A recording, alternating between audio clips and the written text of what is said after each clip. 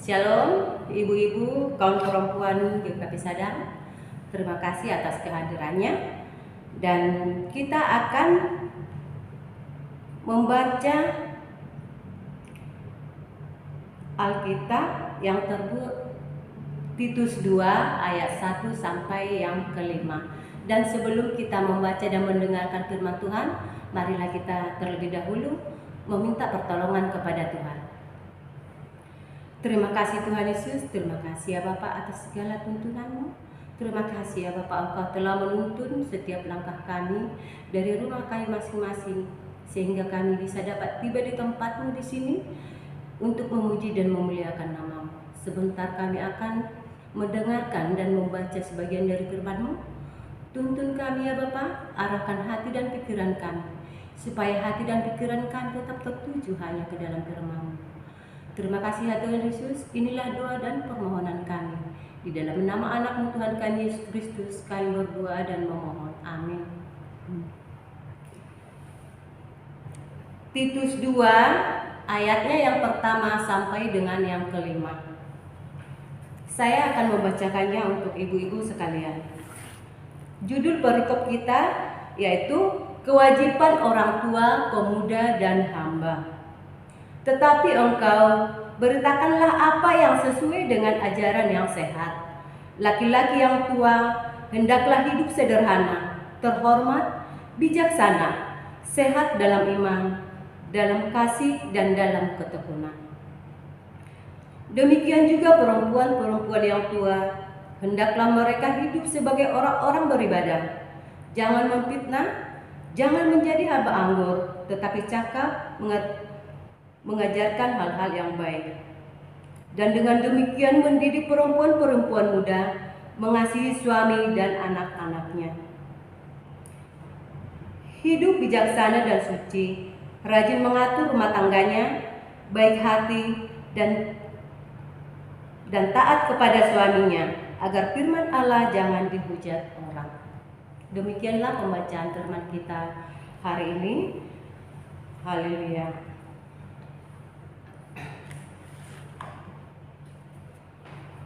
Ibu-ibu yang dikasih Tuhan, judul renungan kita hari ini yaitu memberikan ajaran dan keteladanan yang baik.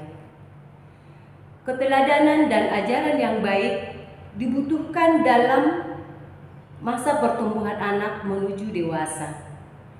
Untuk membentuk pribadi anak menjadi baik dan mandiri, tentu didapat dari keluarga terdekat terlebih dahulu. Karena keluarga adalah yang pertama dan yang terutama bagi pertumbuhan anak.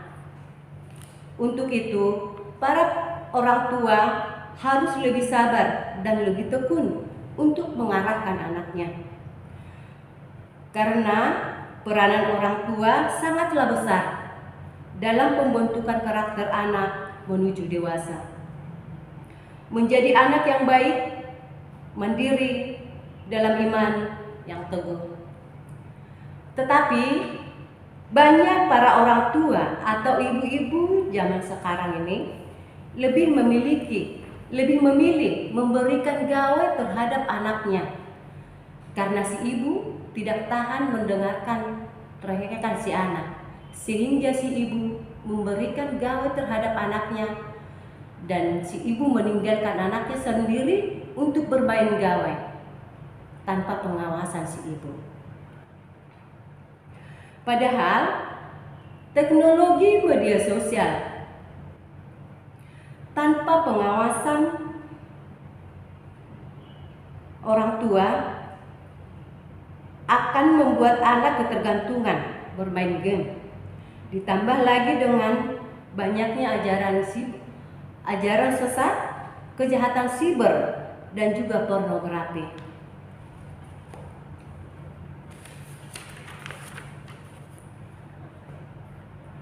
Titus adalah seorang Yunani Kristen yang merupakan rekan sepelayanan Paulus. Titus ditugaskan ke Pulau Kreta di sebuah pulau di pesisir pantai Yunani. Di sana terdapat jaringan gereja-gereja Tuhan. Dan orang-orang Kristen Yunani di Pulau Kreta hidup berdampingan dengan orang-orang Yunani penyembah dewa-dewa. Budaya Kreta waktu itu sangatlah jahat. Saking jahatnya, mereka menyebut seorang pendusta itu dengan sebutan orang Kreta, menjadi orang Kreta. Kalau seseorang berdusta, berarti dianggap menjadi orang Kreta. Mereka sangat terkenal akan pengkhianatan, ketamakan, dan juga kejahatan fisik dan kejahatan seksual. Bahkan gereja-gereja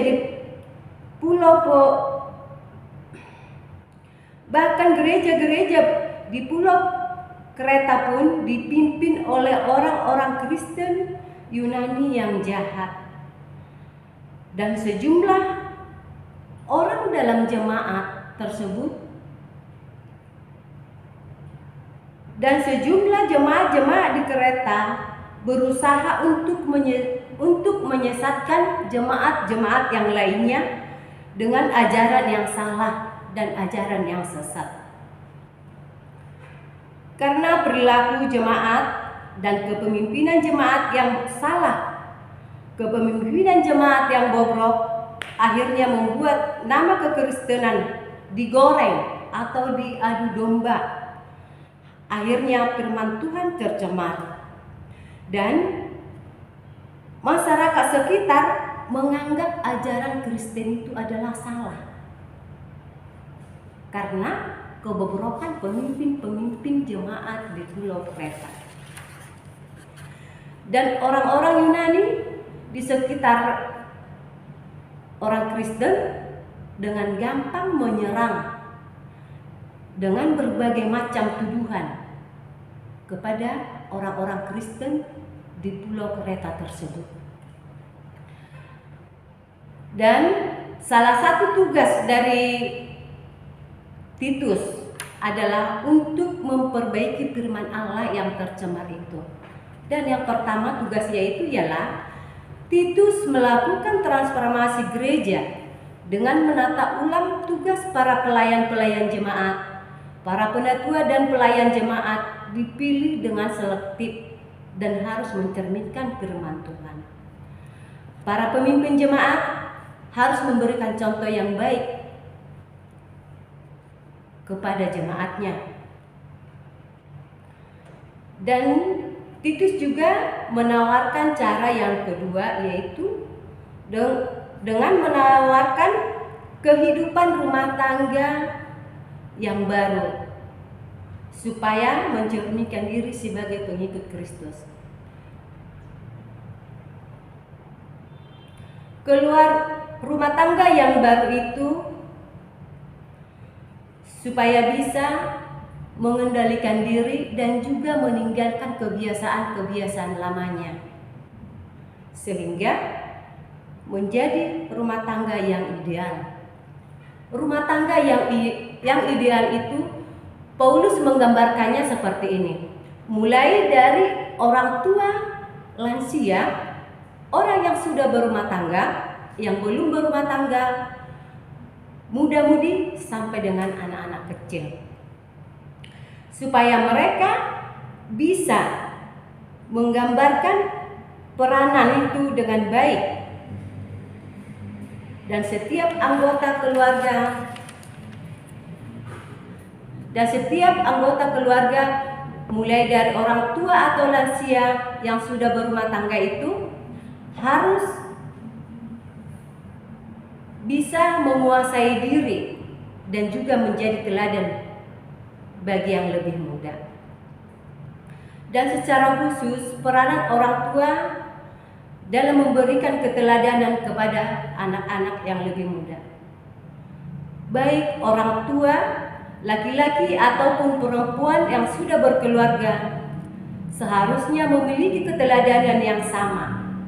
Orang tua perlu hidup sederhana, bijaksana, rajin beribadah, tidak memfitnah, tidak menjadi hamba Allah, mengajar dan mendidik anak-anak dengan baik dan benar, penuh kasih dan iman, dan juga ketekunan, agar keluarga Kristen tidak dihujat dan disudutkan oleh orang lain. Dan yang paling terpenting bagi anak-anak kita, mampu menangkal ajaran-ajaran yang sesat dan juga godaan yang buruk dari lingkungan tempat tinggal.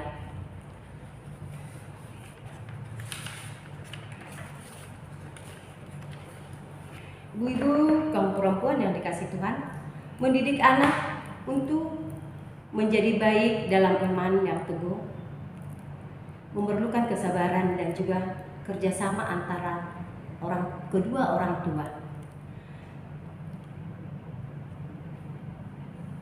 Marilah kita sebagai ibu bijak dalam mendidik anak-anak kita, supaya anak kita bisa mandiri dalam iman yang teguh. Amin. Ibu-ibu, mari kita tutup kebaktian kita ini dengan doa syafaat. Nanti di akhir doa syafaat kita akan sama-sama mengucapkan doa Bapa Kami. Terima kasih ya Tuhan Yesus, terima kasih atas firman yang kami dengarkan pada hari ini ya Bapak. Tuhan, Engkau selalu menuntun dan memberikan kami kekuatan sehingga kami mampu menjalankan tugas dan kewajiban kami sebagai pelayan. Ya Bapak, kami tahu dan kami menyadari atas segala kekurangan kami. Semuanya itu ya Bapak, kami serahkan hanya dalam tangan pengasihan-Mu. Biarlah kiranya Tuhan yang selalu menuntun dan membimbing kami supaya kami bisa lebih baik. Bapa yang baik, kami berdoa bagi jemaat-Mu di tempat ini, dari mulai lansia sampai anak-anak sampai anak-anak. Tuhan yang menuntun, Tuhan yang memberikan kekuatan dan memberikan kesehatan. Secara khusus, kami juga berdoa bagi ibu-ibu kaum perempuan di GKP Sadang.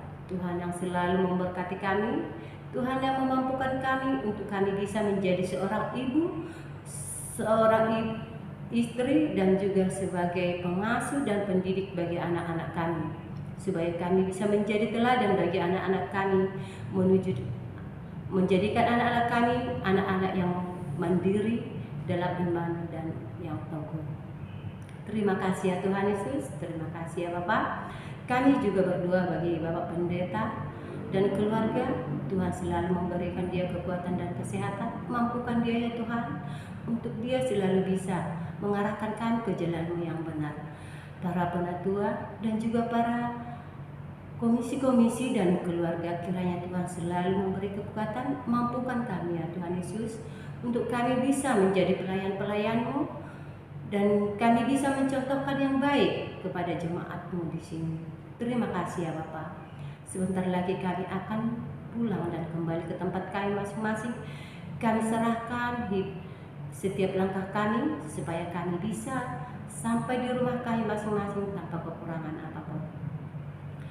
Bapa, masih banyak yang akan kami sampaikan kepadamu. Kami memohon kepadamu ya Tuhan Yesus. Sebelum keluar dari mulut hamba-Mu ini, Engkau telah mengetahuinya ya Bapa. Oleh karena itu, sempurnakanlah doa kami ini ya Tuhan Yesus, seperti doa yang Tuhan Yesus ajarkan kepada kami demikian. Bapa kami yang di surga, dikuduskanlah nama-Mu, datanglah kerajaan-Mu, jadilah kehendak-Mu di bumi seperti di surga. Berikanlah kami pada hari ini makanan kami yang secukupnya, dan ampunilah kami akan segala kesalahan kami, seperti kami juga mengampuni orang salah kepada kami. Dan janganlah membawa kami ke dalam percobaan, tetapi lepaskanlah kami daripada yang jahat, karena Engkau-lah yang punya kerajaan dan kuasa dan kemuliaan sampai selama-lamanya. Amin.